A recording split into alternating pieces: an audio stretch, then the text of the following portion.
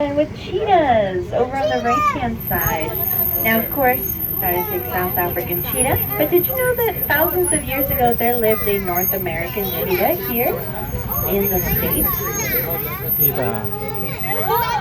The North American cheetah has been extinct for over 10,000 years, but we are going to meet one of its prey animals, flamingos here. Now these flamingos, they look kind of pale, don't they? That is because of where they live. These guys live in salt marshes or salt beds. And just like table salt, they're going to be completely white. So in order to blend into their surroundings, they have to stay that light pink color. Otherwise, they'd stick out like a sore thumb. Under their wings, they have some really bright pink feathers though. And their legs are pretty pink as well.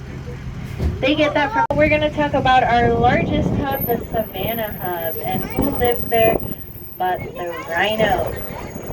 Now over on the right hand side, this is the Rhino Rescue Center. I'm going to stop right here. If you guys want to go ahead and stand up, you're more than welcome to. To the animal population. So by keeping everything tidy, they keep everyone safe. Continuing on the right hand side, you're going to see a familiar face for those friends that live here in the States or even in Baja California. These are the pronghorn, more specifically the peninsular pronghorn. Now we talked about the North American cheetah earlier when we were looking at our cheetah friend back there. Well, you'll be surprised to find out that the pronghorn is the second fastest land animal, right after the cheetah. It's surprising, isn't it? They can run almost as fast as the cheetah because thousands of years ago when they lived here with the North American cheetah, they were the #1 prey. So to this day, even though they've been extinct for thousands of years, the pronghorn still has that instinct of outrunning its predator, the cheetah.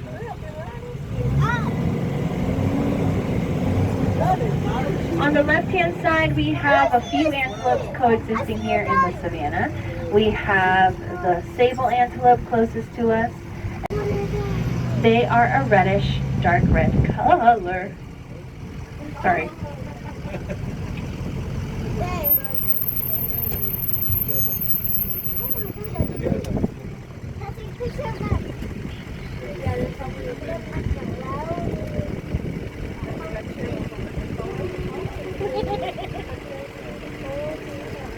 Oh my goodness. Now again, these are mountain zebras. There's 3 of them. There's also a red lechwe male in the middle there. And these zebras, they're a little bit smaller than the Grevy zebras that we saw earlier. These guys only, they're only about 800-ish pounds in comparison to the 1,000-pound Grevy zebras. But their stripes are so much bigger, especially the closer they get to their tails. Do you guys see that? They're very thick. Well, zebras in general, they do something known as disruptive camouflage. So when they stand together in large groups, it's a mishmash of stripes. So it's like an optical illusion. And it's going to confuse that predator. A lion, for example, is not going to be able to tell where one starts or one ends. So it's very confusing for them.